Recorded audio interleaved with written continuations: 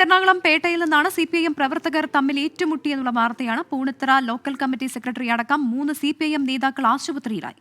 പ്രദേശത്തെ ഡിവൈഎഫ്ഐ പ്രവർത്തകർ സംഘം ചേർന്ന് മർദ്ദിച്ചെന്നാണ് CPIM നേതാക്കളുടെ ആരോപണം. പൂണിത്തുറ സഹകരണ ബാങ്കുമായി നേരത്തെ നിലനിന്നിരുന്ന തർക്കമാണ് സംഘർഷത്തിന് കാരണം.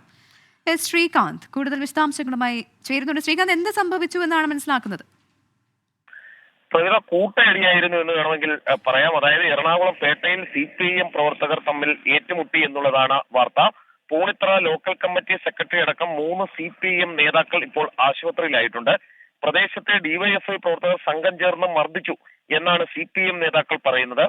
പൂണിത്തറ സഹകരണ ബാങ്കുമായി ബന്ധപ്പെട്ട് നേരത്തെ നിലനിന്നിരുന്ന തർക്കമാണ് സംഘർഷത്തിന് കാരണമെന്ന് പറയുന്നു. ഡിവൈഎഫ്ഐ പ്രവർത്തകർക്കും പരിക്കേറ്റിട്ടുണ്ട്. പക്ഷേ കിട്ടുന്ന വിവരമനുസരിച്ച് പാർട്ടി ബ്രാഞ്ച് സമ്മേളനങ്ങളുമായി നിലനിന്ന തർക്കവും ഈ സംഘർഷത്തിലേക്ക് നയിച്ചു എന്ന് മനസ്സിലാകുന്നുണ്ട്. അതായത് ബ്രാഞ്ച് സമ്മേളനം കഴിഞ്ഞു, അടുത്തതായി സംഘർഷം, ആ രീതിയിലേക്ക് കാര്യം പോയി.